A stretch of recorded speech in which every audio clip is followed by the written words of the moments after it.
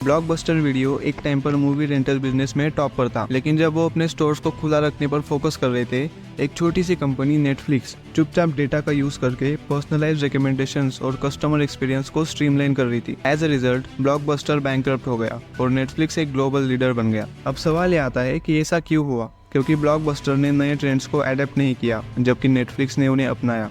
आज हम 2025 के उन 3 ट्रेंड्स के बारे में बात करेंगे जो आप मिस नहीं कर सकते, वरना ब्लॉकबस्टर और नेटफ्लिक्स की स्टोरी में आप ब्लॉकबस्टर बन के रह जाओगे। इन 3 ट्रेंड्स में से तीसरा मेरा पर्सनल फेवरेट है। चलो स्टार्ट करते हैं पहले ट्रेंड से, rise of the creator economy. अगर आप आज की डेट में एक एंटरप्रेन्योर हो या बनना चाहते हो और आप कंटेंट का यूज़ नहीं करते, तो कॉन्ग्रेचुलेशंस, आप एक बहुत ही इंपॉर्टेंट ट्रेंड को मिस कर रहे हो। क्योंकि कंटेंट की मदद से आप अपने बिजनेस को 2 गुना, 4 गुना या जितना चाहे मल्टीप्लाई कर सकते हो।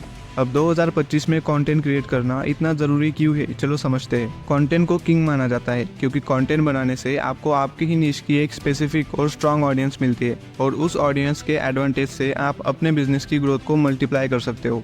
ट्रेडिशनल बिजनेसेस की तरह कस्टमर्स और आपके बीच में कोई मिडिलमैन नहीं रहता। क्रिएटर्स डायरेक्टली अपने ऑडियंस के साथ कनेक्टेड रहते हैं। अगर बात करें अर्निंग की, तो यूट्यूब जैसे प्लेटफॉर्म से आप ad revenue, merchandise sales, affiliate marketing, subscriptions, donations, इन जैसे तरीकों से अर्निंग कर सकते हो। अब अगर आपने डिसाइड कर लिया है कि आपको भी कंटेंट का एडवांटेज लेना है, तो ये चीज़ें आपको ज़रूर पता होनी चाहिए। ऐसे क्रिएटर्स जो आपके ब्रांड रिलेटेड वीडियोज़ बनाते हो, उनके साथ कोलैबोरेशंस करो।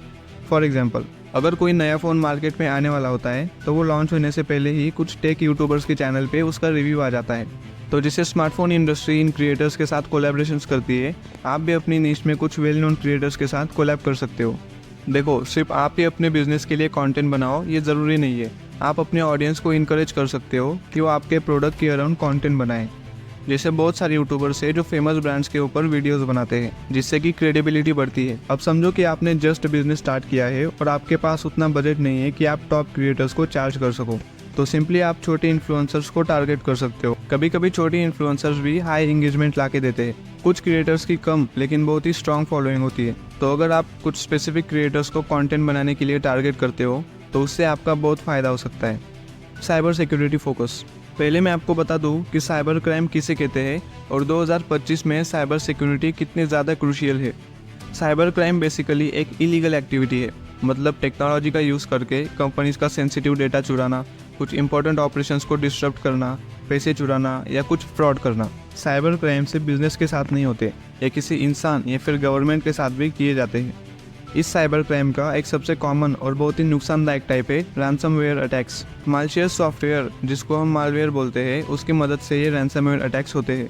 ये अटैकर्स विक्टिम की कुछ फाइल्स या कंप्यूटर सिस्टम को लॉक कर देते हैं, जिससे कि विक्टिम उन फाइल्स या कंप्यूटर को यूज़ नहीं कर सकता। फिर अटैकर उस इंसान से कुछ रैंसम मांगता है, मतलब पैसे वगैरह, but mostly attackers cryptocurrency ही मांगते हैं। और अगर उनकी रिक्वायरमेंट पूरी नहीं की, तो वो डेटा डिलीट करने की या उसको पब्लिक करने की धमकी भी देते हैं। ये रैंसमवेयर ईमेल्स या फिर मालशियस लिंक्स के थ्रू स्प्रेड होता है। अब बात करते हैं डेटा ब्रीचेस की। डेटा ब्रीच मतलब कंपनी की sensitive information, personal detail, financial data या फिर पासवर्ड जैसी चीज़ें चोरी करना।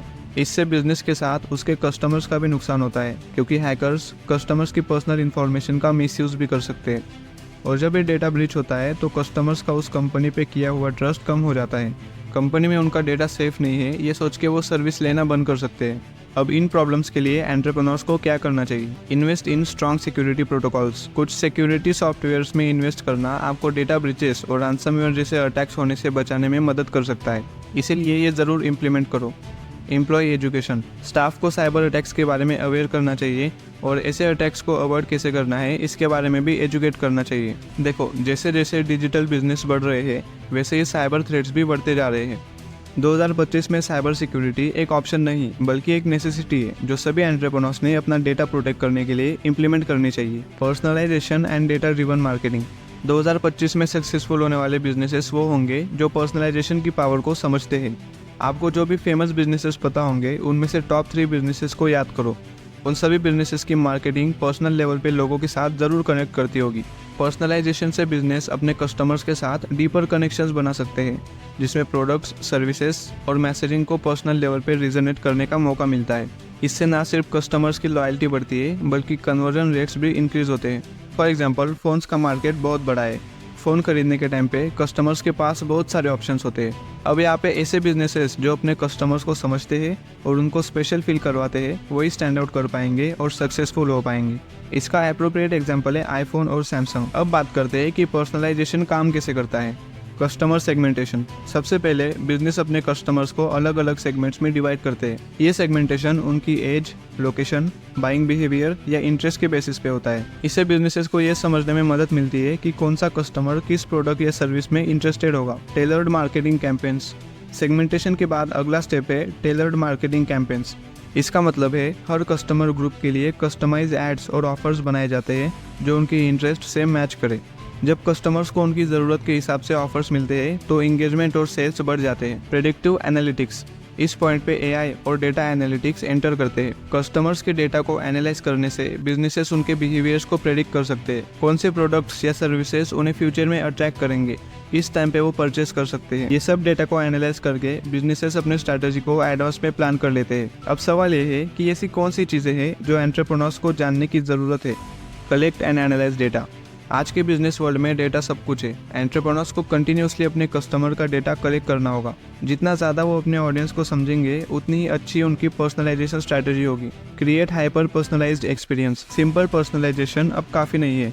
आपको अपने कस्टमर्स के लिए हाइपर पर्सनलाइज्ड एक्सपीरियंस क्रिएट करने पड़ेंगे जिसमें उनके प्रेफरेंसेस, बिहेवियर और रियल टाइम इंटरेक्शंस का पूरा ध्यान रखा जाए। ये एफर्ट कस्टमर्स को इंगेज रखेगा और लॉयल्टी भी बढ़ाएगा। Stay transparent. आजकल के कस्टमर्स को प्राइवेसी की बहुत फिक्र होती है, इसीलिए ट्रांसपेरेंसी मेंटेन करना बहुत ज़रूरी है।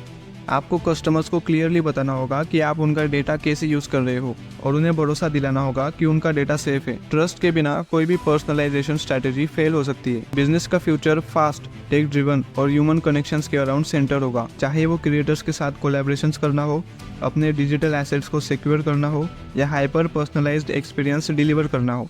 2025 उन एंटरप्रेन्योर्स के लिए होगा जो इन चीज़ों को इम्प्लीमेंट करने के लिए तैयार हैं। अब मैंने तो इन्फॉर्मेशन देके मेरा रोल पूरा कर दिया, लेकिन अब बारी आपकी।